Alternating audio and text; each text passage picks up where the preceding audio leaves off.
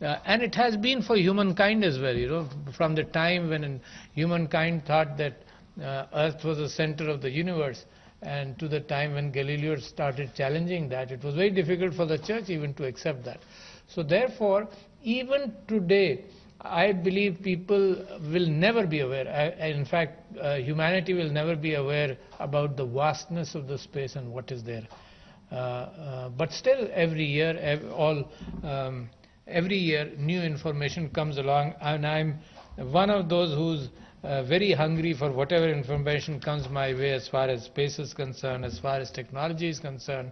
My fascination with Suparco was, as a kid, was there when you will remember there was a dog which went into space, Laika, by the name of Laika, and then Yuri Gagarin went up, and all of a sudden the Western countries realized that the Russians or the Soviet Union has a great edge on them, and therefore a big venture was started, which is now a new word has been coined to talk about ventures which are huge and this is called the moonshot. And it is being encouraged that everyone in his life must be looking for a moonshot, something which they can do, which is remarkable by itself, to be able to conceive it and to be able to deliver it in time, and understanding the technologies available. So coming from there, and then understanding that Suparco launched probably in 1962 two rockets, weather rockets, which just went up and down, but still it was a pride for me as a young boy that Pakistan is among the, other than Russia, it was the first Asian country to be able to launch that. Coming from there, it continues.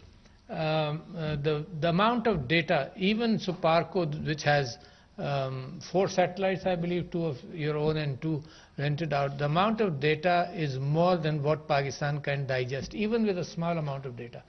Throughout the world, the amount of information which is available, not only in space but about everything, is beyond human addressing that data. We all say that data is the new oil, but data has to go into, oil has to go into a machine to be productive. Oil in the ground or oil in a tanker is useless and worthless. So this data which humankind is accumulating, there are billions and almost trillions of sensors of different kind, CCTV, you name it, there are sensors everywhere. But data cannot be analyzed as much as that. Millions of people are needed to be able to analyze that data today. And the world is changing. What the human eye and the human mind used to do was recognize patterns. For example, a radiologist looking at an X-ray had a lifelong experience and knowledge from before to show him the patterns of, for example, a kidney stone, or show him the patterns of the way the heart functions, or so different patterns. And in their lifetime, they would probably look at 100,000 X-ray films. But today, pattern recognition is the biggest breakthrough as far as artificial intelligence is concerned. So therefore, our ability now to push this data to some kind of pattern recognition is translation of that data. First, acquire that data where satellites and everything comes around, and then to be able to digest that data. So there was a time when I was very worried about the fact that Pakistan has been given not the spectrum, the ability or the real estate of 2 or 4 satellites. I don't remember exactly what that was, but the technology was old, that Pakistan as a country was given 2 or 4 satellite spaces for communication satellites in geostationary orbit. But now the number of satellites going up in space are tremendous. Only in May, Falcon X, I believe, launched 60 satellites in low Earth orbit. Low Earth orbit means probably about 300 to 600 kilometers. And communication, the way communication is increasing, the amount of bandwidth you need every individual to be able to access is huge. So, and why in low Earth orbit? It was knowledge for me. It is not knowledge for you. because the ability for the satellites on the horizon to be able to be low to Earth, and to be, every person should have 4 or 5 satellites to be visible, to be able to communicate better and to be able to exchange data. So the number of satellites, 60, I think this SpaceX Falcon rocket launched 60 satellites in one go. That matched Iridium, which had launched 70 satellites in multiple goes. And the number of satellites believed to be, and they're asking for to be able to launch 24,000 satellites or something, and the number of satellites in the near future, by 2030, is expected to go up by 100,000. That's a huge number. So therefore, I would worry, where am I in that whole spectrum? And where am I? My worry is given over to Suparko and to take over my worries and work on that Pakistan should figure in this huge expansion, which maybe it is said that it is a $350 billion industry right now, and by 2040 it may be $1 trillion. So we don't really have the know-how right now, but we are producing young people here, the IST graduates, for example, or throughout Pakistan, because the world needs individuals to be able to understand everything which is coming. Your ability to launch satellites, that's important. Your ability to make satellites, that's important. Your ability then to get data, and your ability to analyze that data for the good of the country and for peace. Space is also being weaponized, and that's dangerous. But that is in human nature. It is surprising. I have no hope. I have little hope, in fact. And I hope when I speak to you, you are the people, the scientists who always talk about hope. Despite the fact that the people who helped manufacture the atom bomb, almost that entire group was worried about the devastation the nuclear bombs can create. So scientists develop instruments, but at the same time the use of that instruments, whether it is gunpowder or any instrument, the ability to harm humans is huge.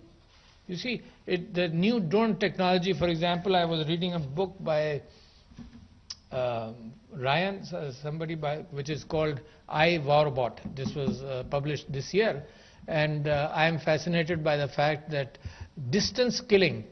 individualized distance killing is going to have a paradigm shift in the ability to stay away and just press buttons and kill. And Isaac Asimov published in his novel 3 things which a robot should not do, 3 principles. And one was, don't kill.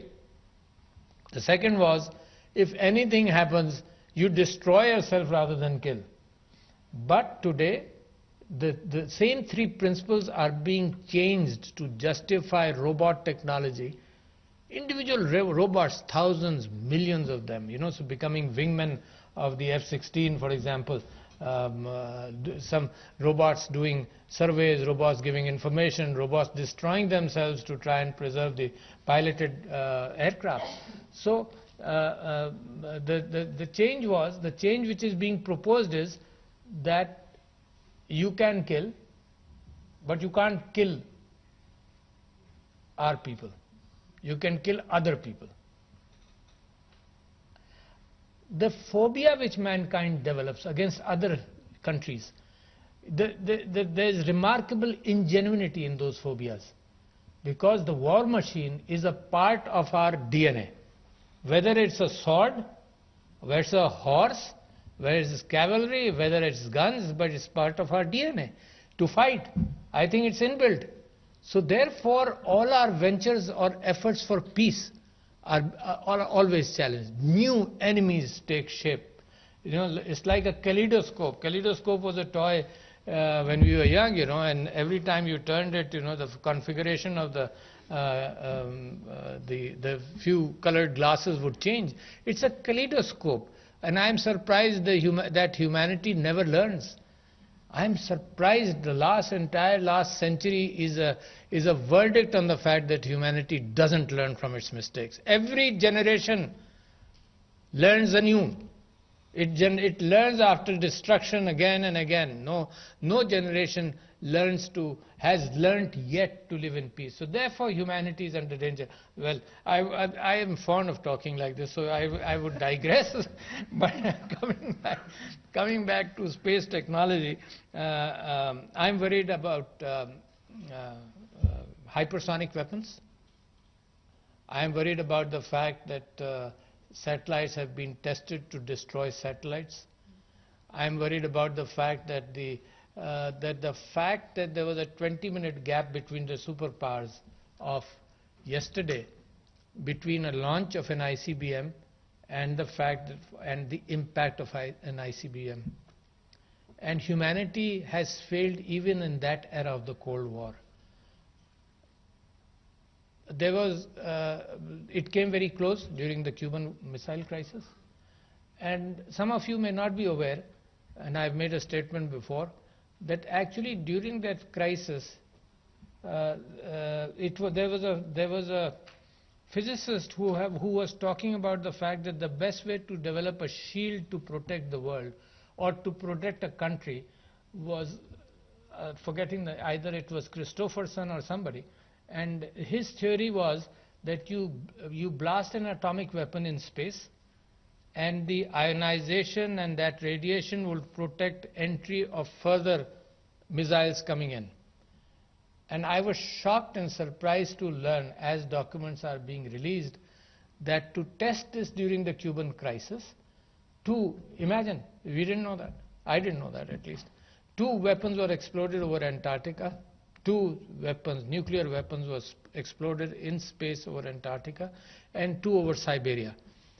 And humankind has come very close. This is the 20-minute fact with a hypersonic missile probably reduces to about 8 minutes.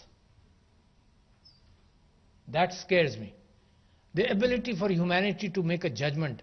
Accidents can happen. Accidents came very close. A Russian nuclear submarine off the Cuban coast got misinformation that rockets have been launched, and only because the captain didn't believe his instruments, though his vice captain, commander, kept on telling him that the protocol says you must fire, and he did not fire. So we came as close to that. Even then, humankind doesn't learn. So that is something for you to think, those of you who are the smart engineers of this world. Whenever you produce a weapon, keep in mind the ultimate owners will come back to you. You folks did it. So talking about that, I'm very impressed by the fact that IST has programs in aerospace, avionics, electrical and mechanical engineering, material science. All these things come together.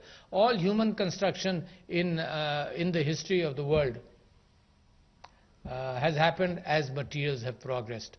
You see, from the domed arch, because the arch was supportive of whatever materials, to the ability when steel came around that you didn't need domed architecture or arches to support buildings, then you went up and up. So applied sciences, remote sensing, of course, is very important. Pattern recognitions, and last time I came to Suparco, and with your permission, ladies and gentlemen, I'll digress to Urdu, because sometimes my speeches go out and most of Pakistanis will not be able to understand English. They understand Urdu better. तो मैं जब पिछली मरतबा सुपार्को आया था, तो मुझे ताज्जुब हुआ कि इनके पास इवन उन 4 सैटेलाइट से भी इतनी इंफॉर्मेशन है तो पाकिस्तान में इस्तेमाल नहीं हो रही. तो मैं समझता था कि नेशनल हाईवे अथॉरिटी और बहुत सारे इदारे हैं, क्लाइमेट चेंज, एग्रीकल्चर, जो पहचाने, इनकी इमेजरी को पहचान कर प्रिडिक्ट करे कि क्रॉप्स की क्या कैफियत है. This is old technology, not even new. You can keep on improving upon it, मगर पुरानी टेक्नोलॉजी है और हमारे इदारों तक पहुंच नहीं रही. सुपार्को कोई प्राइवेट इदारा नहीं है, गवर्नमेंट का इदारा है, मगर इसके अंदर हम ये चाहते हैं कि सुपार्को के अंदर वो प्राइवेट जो जोर होता है ना अपनी चीज को बेचने का, वो जोर माशाअल्लाह आपने एक्वायर किया है. वो जोर होना चाहिए कि जो चीज आप बनाते जाएं और उसको बेचने के काबिल भी होते जाएं. तो मेरा तो बड़ा होप है. देखिए, मैं आपसे 2-3 पाकिस्तान की ज़रूरियात का जिक्र करना चाहता हूं. सबसे बड़ी ज़रूरत यह है कि हमें लाखों लोग चाहिए जो आईटी सेक्टर के अंदर, stem science, technology, engineering and maths کے اندر لاکھوں لوگ چاہیے جو ہماری ضروریات کو پورا کریں. دنیا کو بھی لاکھوں چاہیے. جو مجھ سے جتنے یورپین لیڈرز سے میری ملاقات ہوئی ہے، including prime minister of Japan etcetera etcetera, سب یہ کہتے ہیں جی لاکھوں آپ کے پاس ہوں، آج ہم ان کو لینے کے لیے تیار ہیں، مگر اگر یہاں کچھ شاگرد ہیں اور استاد ہیں تو آپ یہ ذہن میں رکھیے کہ پاکستان کا فلسفہ اب یہ نہیں ہو سکتا کہ آپ بہترین دماغ پروڈیوس کریں اور باہر بھیج دیں. میرے ملک کو ہی ضرورت ہے، آپ کے ملک کو ضرورت ہے، مگر لاکھوں کی ضرورت ہے. اب میری سمجھ میں نہیں آتا کہ آپ جیسے اداروں کو ملٹیپلائی کیسے کیا جائے، کیونکہ اس میں اتنا انویسٹمنٹ لگتا ہے برک اینڈ مارٹر میں. تو میں آپ سے گزارش کرتا ہوں کہ as an I S T ادارے کے طور پر یہ بات سوچے کہ نمبر آف اسٹوڈنٹس کو ورچوئل ٹیکنالوجی کے ساتھ ملا کر کیسے بڑھایا جا سکتا ہے، اور چھوٹے پروگرامز کو بھی انکریج کریں جس کے اندر بیچلرز کے پروگرام ہوں، وہ مارکیٹ میں جائیں، کام کریں، پاکستان کے لیے محنت کریں.